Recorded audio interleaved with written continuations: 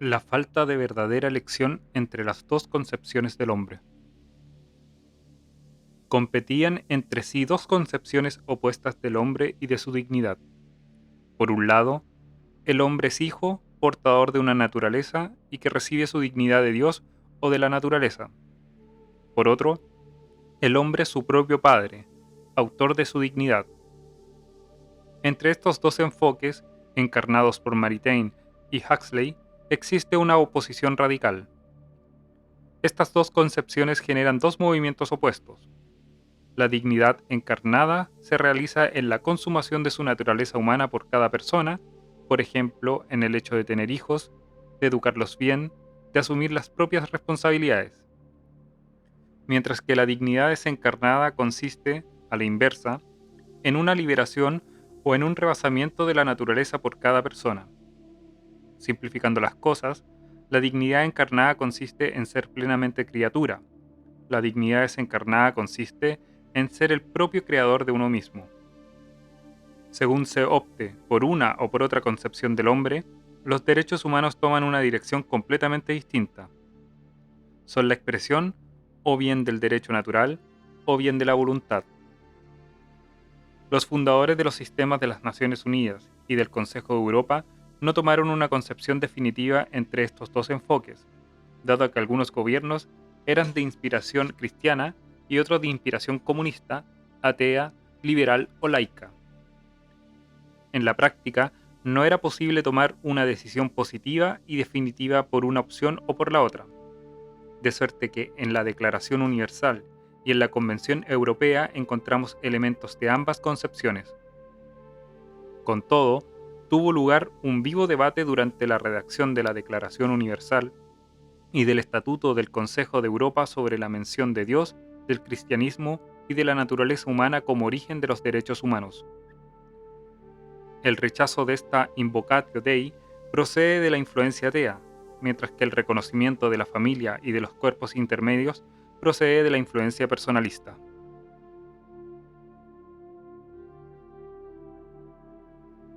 La omisión voluntaria de Dios, del cristianismo y de la naturaleza humana. Estas dos concepciones de la dignidad se reducen en última instancia a la cuestión de la existencia de Dios, que implica la de saber si el hombre es una criatura creada o un ser que existe por sí mismo. Si el mundo ha sido creado, el hombre se concibe a sí mismo como una criatura necesariamente limitada. Si Dios no existe, el hombre se concibe como un Dios en el universo. No hay ninguna autoridad que pueda ponerle límites. El reconocimiento o no reconocimiento de Dios en la Declaración de los Derechos como origen del hombre y de su dignidad tiene, por consiguiente, una importancia capital. De él dependen el arraigo y la limitación de los derechos. Las declaraciones americana y francesa de 1776 y 1789 reconocen que el hombre no es la cima del universo. La primera declaraba evidente que los hombres han sido creados y que han recibido de su creador ciertos derechos inalienables. En cuanto a la segunda, fue pronunciada en presencia y bajo los auspicios del Ser Supremo. Esta expresión, que designaba a un ser trascendente, el Dios de los filósofos, había sido utilizada también con frecuencia por los teólogos de los siglos XVII y XVIII para referirse al Dios de la Biblia. Las cosas discurrieron de otro modo en la Declaración Universal y en el Estatuto del Consejo de Europa.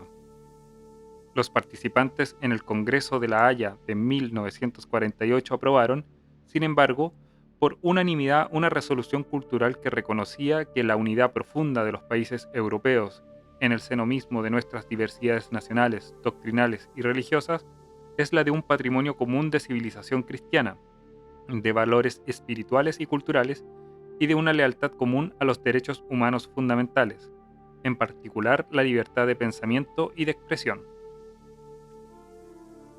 Este enfoque demócrata cristiano consiste en retener los valores éticos del cristianismo no satisface a la Iglesia Católica. En un mensaje de noviembre de 1948, el Papa Pío XII declaraba que si Europa quiere volver a encontrar su unidad y la paz, tiene que restablecer el vínculo entre la religión y la civilización. La mención de la herencia común de la civilización cristiana no es suficiente para el Santo Padre. Es preciso ir hasta el reconocimiento expreso de los derechos de Dios y de su ley, al menos en el derecho natural, fondo sólido en el que están anclados los derechos humanos. Aislados de la religión, ¿cómo podrían garantizar estos derechos y todas las libertades la unidad, el orden y la paz? Por debajo de la relación con Dios, el Papa describe el tipo de hombres que podrían cargar sobre sus hombros el edificio de la Europa unida. No son los elementos de una masa, aglomerados por el colectivismo, ni los adeptos a una simple idea abstracta propios de las ideologías, sino hombres que amen sinceramente la paz, hombres de orden y de calma, hombres que, por lo menos con su intención y su voluntad, no estén todavía desarraigados y que encuentren en la vida familiar, honesta y feliz, el primer objeto de su pensamiento y de su alegría. El Papa recurre, contra las ideologías, a la fuerza de la humildad por la que el hombre acepta asumir plenamente su naturaleza, en los planos natural y sobrenatural. Si no se fundamenta el edificio político sobre tales hombres, arraigados tanto en la tierra como en el cielo, no será nada duradero, advierte el Papa. La recomendación de Pío XII fue oída por muchas personalidades. Varios estados probaron a aplicarla a las Naciones Unidas y en Europa, pero se vieron impedidos por la oposición de los países soviéticos y laicos. Durante todo el tiempo que duraron las negociaciones que desembocaron en la firma, el 5 de mayo de 1949 en Londres, del Estatuto Fundador del Consejo de Europa, los estados estuvieron discutiendo sobre la mención del cristianismo y de la religión en el preámbulo. En una primera versión del estatuto, inspirada en el Congreso de La Haya, los gobiernos declaraban, ya desde la primera frase, que fundaban en el Consejo de Europa apoyándose en la común adhesión de sus pueblos a las libertades individuales garantizadas por las tradiciones de su civilización cristiana y por sus instituciones políticas. La mención de la civilización cristiana respondía directamente a la demanda de Pío XII, pero fue reemplazada progresivamente por una referencia a los valores religiosos y morales, y finalmente a los simples valores espirituales y morales que son patrimonio común de sus pueblos. El fundamento de la unidad europea quedó así desmaterializado. De político religioso, arraigado en la historia y la geografía, pasó a ser indefinido. Del mismo modo, la sugerencia de mencionar la caridad y la dignidad y el valor de la persona humana entre los valores fundacionales del Consejo de Europa no llegó a puerto. Por último, solo se reconocen explícitamente en el preámbulo los valores, todos ellos liberales, en la libertad individual, de la libertad política y de la preeminencia del derecho. Lo mismo ocurrió, sensiblemente, en las Naciones Unidas. Durante la redacción de la Declaración Universal de los Derechos Humanos, varios representantes, sobre todo los de Brasil y Argentina, pidieron que se afirmara, ya desde el artículo 1, que el hombre ha sido creado a imagen y semejanza de Dios. Con ello deseaban afirmar que Dios, y no el Estado, es el que constituye el origen absoluto del hombre y de sus derechos, porque estimaban que las crisis totalitarias que por entonces pasaban las sociedades tienen como origen la pérdida del vínculo con Dios. Estaban convencidos de que el reconocimiento de Dios reflejaría mucho mejor los deseos y las esperanzas de los pueblos que la expresión de una filosofía agnóstica estéril. Eso reflejaría también la fe religiosa de la mayoría de la humanidad. Sus esfuerzos se vieron contrarrestados por la viva oposición de los representantes de China y de la Unión Soviética. A falta de citar a Dios como creador del hombre, se admitió durante un tiempo mencionar la naturaleza humana, afirmando, siempre en el artículo 1, que todos los seres humanos están dotados por naturaleza de razón y de conciencia. Esta formulación apuntaba, como precisó el representante de Uruguay, a indicar que la humanidad posee una naturaleza y que de ésta, y no del Estado, derivan los derechos humanos. Era una manera de arraigar los derechos humanos en el derecho natural y de protegerlos del poder del Estado. Siendo que esta formulación era ampliamente aceptada, fueron una vez más los países comunistas apoyados por Bélgica los que se opusieron a ella. Los países comunistas, resueltos a rechazar toda mención de una realidad superior al hombre, se opusieron también después a la definición de la familia como dotada por el creador de derechos inalienables anteriores a todas las leyes positivas. Aquí también se trata de subrayar que la familia no se crea ella misma y no recibe unos derechos del capricho del hombre, ya se trate del individuo o del Estado. La única referencia a la naturaleza que se retuvo finalmente se encuentra en la definición de la familia, descrita como el elemento natural y fundamental de la sociedad.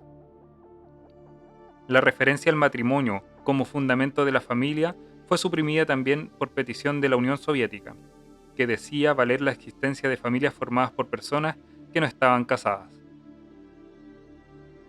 A través del debate sobre la referencia a Dios y la naturaleza, se planteaba la cuestión de la definición del hombre y por ende la de sus derechos. En el proceso de redacción de la Convención se produjo incluso un debate sobre saber si el hombre ha sido creado a imagen de Dios o es un producto de la evolución material tal como lo concibió Darwin. El representante de China, señor Chang, deseaba que se comprendiera al hombre por oposición al animal. A su modo de ver, la expresión seres humanos empleada por la declaración se refiere a la parte no animal del hombre, es decir, solo a su dimensión espiritual, conciencia, razón, voluntad. Añade, de acuerdo con la línea materialista, que es esta parte la que constituye el verdadero hombre y el bien, y la que por consiguiente debería ser objeto de una mayor importancia. En el extremo opuesto, el representante de los Países Bajos respondió que es la naturaleza humana completa la que debería ser protegida mediante el reconocimiento de la relación fundamental que existe entre el hombre y su creador.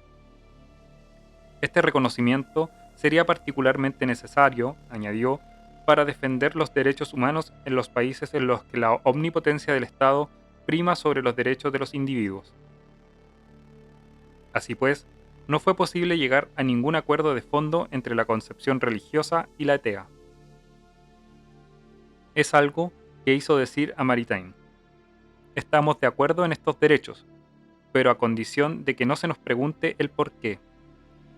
Con el por qué empieza la disputa. La adopción de la Declaración Universal descansará sobre un pensamiento práctico común, no sobre la afirmación de una misma concepción del mundo, del hombre y del conocimiento.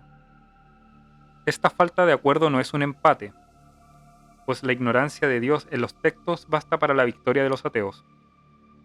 La Declaración Universal, al guardar silencio sobre el origen de la dignidad humana, afirma, como una petición de principios, que todos los seres humanos nacen libres e iguales en dignidad y derechos, y dotados como están de razón y conciencia, deben comportarse fraternalmente los unos con los otros. Así pues, los redactores de la Declaración no reconocieron en Dios, es decir, en el principio trascendente, exterior y superior al hombre, ni siquiera en la naturaleza, el origen de la dignidad y de los derechos humanos. En consecuencia, estos se presentan como una autoproclamación de su propio valor y de sus derechos por parte del hombre. Mediante esta autoproclamación de sus propios derechos, el hombre se reconoce señor de su definición, no los recibe, sino que los elige y los afirma exclusivamente por su propia voluntad. Mediante esta autoproclamación de su propio valor, el hombre no tiene ninguna medida exterior a sí mismo. Pues, ¿con qué podría medirse si él es el único ser espiritual en el universo? No puede medirse más que en relación consigo mismo, en el tiempo, es decir, en términos de progreso con respecto a su estado pasado. La dignidad de la persona es, por tanto, reflexiva y relativa. Desde entonces, el esfuerzo constante de las personas dotadas de sensibilidad religiosa o contemplativa consiste en mostrar que el hombre no es último señor y poseedor del universo, sino que participa en una realidad que le precede y en la que debe integrarse armoniosamente para ser feliz, que él no es la medida de todas las cosas. Intentan mostrar que el hombre tiene necesidades fundamentales que hunde sus raíces en la realidad factual, más allá de su propia voluntad y de las leyes del Estado. Hace falta humildad frente al universo para reconocer la propia realidad y el propio valor. Los judíos y los cristianos están más inclinados a ello, porque ven aquí la obra de Dios. Por eso, se ha expuesto y defendido de un modo particular la ley natural en esta tradición religiosa. La negativa de mencionar a Dios se renovó en 2005, a raíz de que la República Francesa se negara a hacer referencia a las raíces cristianas de Europa, en el proyecto abortado de Constitución Europea. Tanto en el plano universal como en el europeo, se han censurado sistemáticamente la mención de Dios por algunos estados comunistas o laicos. En sentido inverso, en el plano nacional, son varios los pueblos que han colocado a Dios o el cristianismo en cabeza de su constitución. Este es especialmente el caso de Alemania, de Irlanda, de Suiza, de Polonia y de varios países ortodoxos. Los derechos humanos adoptados en 1948, influenciados por el personalismo, constituyen el reflejo del derecho natural, pero la imposibilidad de arraigarlos más allá del hombre los condensa a permanecer bajo la influencia de la lógica individualista. Los derechos humanos de 1948, reflejos borrosos del derecho natural. Los derechos declarados en 1948 son en una medida bastante amplia el reflejo de la ley natural, aun cuando se rechazara la referencia a Dios y a la naturaleza. La Declaración de 1789 reconocía además que se inspiraba en el derecho natural, aunque los derechos que se declaraban eran todavía muy imperfectos, dado que se inspiraban en una concepción individualista y antirreligiosa del hombre. Los de 1948 reflejan en cambio una concepción más justa, inspirada en el personalismo. El hombre de 1948 ya no es el del 1789. No tiene más que una patria, pero también, en primer lugar, una familia, una religión, un oficio, un lugar donde habitar, y sus derechos protegen el ejercicio de las facultades por las que vive. Se humaniza y se perfecciona en cuanto ser, vivo, social, espiritual. La lista de los derechos humanos no fue inventada, fue deducida de las características de la naturaleza humana. Los derechos humanos sirven pues para apoyar la humanización de cada persona protegiendo su vida física, social y espiritual. Mientras que la Declaración de 1789 no reconocía ni protegía la familia, el matrimonio o la religión, la de 1948 reconoce, a la inversa, en la familia la célula fundamental de la sociedad y garantiza el derecho a casarse y a fundar una familia, así como la libertad de conciencia y de religión. Ya no se habla del derecho al divorcio ni de la prohibición de los votos religiosos, como sí se hizo durante la Revolución Francesa en nombre de la libertad. Del mismo modo, la libertad de asociación, especialmente profesional, está ahora garantizada, mientras que estaba prohibida en 1791 en nombre de una concepción totalitaria de la nación, que rechazaba la existencia de todo cuerpo intermedio entre ella y el ciudadano. Mientras que el espíritu de 1789 se oponía a las comunidades naturales en las que viven y se desarrollan de manera cabal las personas, la Declaración Universal subraya, a la inversa, que es solo en la comunidad donde el individuo puede desarrollar libre y plenamente su personalidad. El hombre de la Declaración de 1948 no es un individuo ciudadano sometido al poder único del Estado, es un ser completo que vive naturalmente en una sociedad humana. La concepción de Estado también ha cambiado entre 1789 y 1948. En la posguerra, tanto el Estado como las ideologías de las que se hizo instrumento de una manera abusiva fueron vistos con desconfianza, mientras que la sociedad, en su realidad natural, era considerada con confianza. Eso permitió restaurar un orden social más justo, organizado de abajo arriba a partir de la persona y no de arriba abajo, del Estado sobre los individuos. Los redactores de los derechos humanos del siglo XX quieren tener en cuenta el conjunto de la naturaleza humana. Por eso reconocen también a cada uno derechos económicos, sociales y culturales, calificados en la Declaración Universal de indispensables de su dignidad y al libre desarrollo de su personalidad. El respeto de estos derechos es algo que se debe a cada persona como miembro de la sociedad, y no como individuo aislado. Por consiguiente, no derivan ya del ideal de libertad individual ni expresan la independencia de la persona, sino al contrario, su dependencia de la sociedad y su participación en ella. Reconocen que el bien particular de cada uno se construye también por medio de su participación en el bien común. Con todo, estos derechos económicos, sociales y culturales son difíciles de garantizar, pues el Estado ya no tiene aquí únicamente la obligación, a fin de cuentas reducida, de abstenerse de poner trabas al ejercicio de sus libertades por parte de una persona.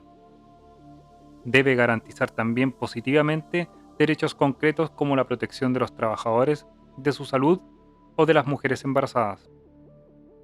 Ahora bien, es difícil determinar hasta qué grado debe garantizar un Estado, por ejemplo, la protección de la salud. Esta dificultad se manifiesta claramente en la debilidad del sistema de control internacional del respeto de las obligaciones asumidas por los Estados en esta materia, que no se muestra tan eficaz como en materia de derechos civiles y políticos. Otro punto débil de los derechos de 1948, la cuestión de los deberes. Una comprensión equilibrada de las relaciones entre la persona y la sociedad conduce a admitir que ambas tienen derechos y deberes recíprocos.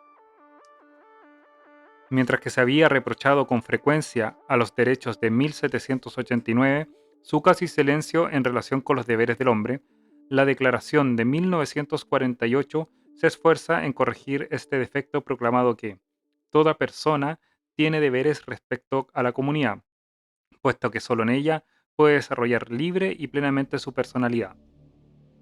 Esta afirmación es un dato notable, aunque no se precisa el contenido de estos deberes.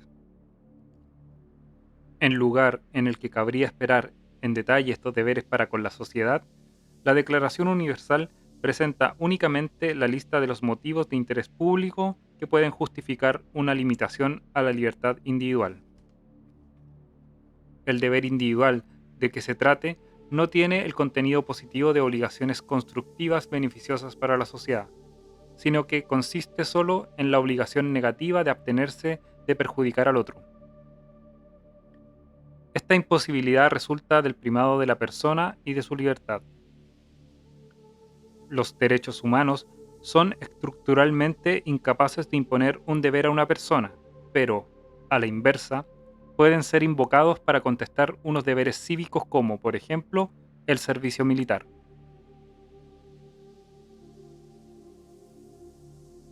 La ambigüedad de la libertad de conciencia. La Declaración de 1948 se distingue también por su enfoque de la libertad de conciencia y de religión. Esta aparece descrita a menudo como sagrada e inviolable, como la piedra angular de los derechos humanos, porque condiciona el conjunto de los derechos humanos al reconocer a cada uno la libertad de espíritu. Tras la guerra, la libertad religiosa ya no es una simple tolerancia concedida por el Estado a fin de preservar la paz social, como ocurrió en el Edicto de Nantes en 1598 y después aún con la Declaración de 1789. Está concebida de manera positiva, como buena en sí misma, en particular contra los regímenes totalitarios sin ser, no obstante, individualista, pues reconoce y protege la dimensión comunitaria de la religión, sus manifestaciones y sus ritos tanto en privado como en público. Todo eso la distingue fuertemente de los derechos humanos de las luces. La afirmación de la libertad religiosa es lo que confiere a la nueva cristiandad querida por Maritain su carácter profano, democrático y ya no sacral. En adelante, la religión y con ella la definición de las causas primeras y finales de la existencia ya no dependen del príncipe o de la república, sino de la conciencia personal, llamada a convertirse en último y verdadero soberano.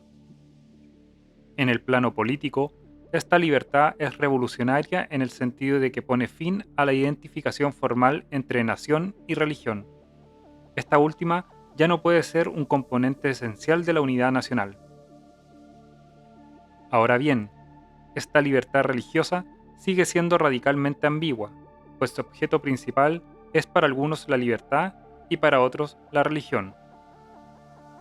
Así, el representante de la Unión Soviética insistió en que se comprendiera la libertad de conciencia como algo que garantiza la libertad de propaganda antirreligiosa, mientras que para otros, por el contrario, se trataba de proteger a las personas del Estado, que no debería ser más que un organizador neutral e imparcial del ejercicio de las diversas religiones, cultos y creencias con el fin de garantizar el orden público, la paz religiosa y la tolerancia en una sociedad democrática.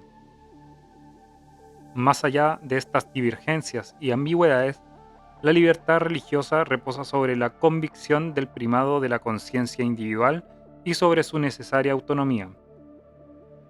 Este primado de la conciencia individual en cuanto a la búsqueda de la verdad, del bien y de los fines últimos tiende a ser de la conciencia el autor mismo de la moral, que se vuelve así una opción subjetiva, y ya no la aplicación in concreto de principios universales. La absolutización de la autonomía de la conciencia individual constituye el fundamento último del individualismo. Prolonga y rebasa la afirmación del primado de la persona sobre la sociedad. Es ella la que destruirá el personalismo para engendrar los nuevos derechos del individuo.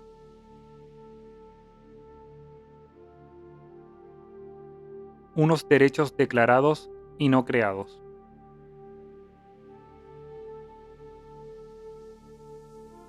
Puesto que estos derechos han sido deducidos del conocimiento de la naturaleza humana, se piensa en ellos como si siempre hubieran existido. Han sido declarados, pero no creados. Ninguna voluntad nacional o popular, ningún contrato social o poder del príncipe se encuentran en el origen de estos derechos. La Declaración de Independencia Americana de 1776 afirma que todos los hombres han sido dotados por el Creador de ciertos derechos inalienables. Entre estos derechos se encuentra la vida, la libertad y la búsqueda de la felicidad. En cuanto al texto de 1789, declara unos derechos naturales, inalienables y sagrados del hombre. Estos derechos son considerados inalienables porque son inherentes, ligados a cada persona en virtud de su misma calidad de ser humano. Estos derechos son calificados frecuentemente en nuestros días de universales, indisociables, interdependientes e íntimamente ligados. Formarían así un verdadero corpus, a la manera de un magisterio universal. La afirmación de su universalidad, implícita ya en 1789, implica la de su verdad y la de su intemporalidad. Por consiguiente, estos derechos están revestidos de las características de la ley natural y, en consecuencia, deberían ser inmutables y estar fuera del alcance del poder político. Es, sin duda, su semejanza con la ley natural, inscrita en el corazón de todo hombre, lo que en último extremo le otorga su autoridad. Ahora bien, en los hechos, tal como veremos en la segunda parte, los derechos humanos no plantean por encima de la política. Al contrario, se han convertido en un campo de batalla ideológica, y su contenido no tiene nada de inmutable.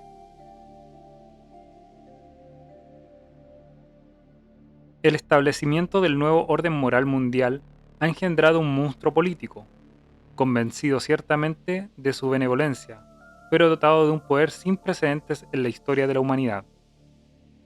Los sistemas colectivistas totalitarios siguen existiendo e ignoran sin el menor complejo los derechos humanos. En cuanto a los países liberales, en su mayoría de cultura cristiana, el personalismo no ha conseguido contener en ellos al individualismo. El monstruo se vuelve hoy contra los personalistas y su comprensión encarnada de la dignidad. El individuo, oculto en el interior de la persona, sigue siendo como el espíritu en la materia, el verdadero sujeto de los derechos humanos. Va a reaparecer y a terminar con la ganga personalista en la que había sido encerrado como en una camisa de fuerza para obligarle a seguir siendo humano. El deseo de dotar de personalidad al hombre de los derechos humanos, al considerarle íntegro en un entorno familiar, profesional y religioso, no ha permitido corregir el pliegue original de los derechos humanos. Son y siguen siendo fundamentalmente un instrumento al servicio de los individuos contra todo lo que se les resista. De una manera progresiva, desde 1948, el barniz personalista con el que habían sido recubiertos se desconcha por efectos del empuje del individualismo. El deseo de autoafirmación es más fuerte que el gusto por la armonía y en nombre de nuevos derechos del individuo son objeto de contestación en nuestros días los derechos de la persona de 1948. Es lo que vamos a observar en la continuación de esta obra.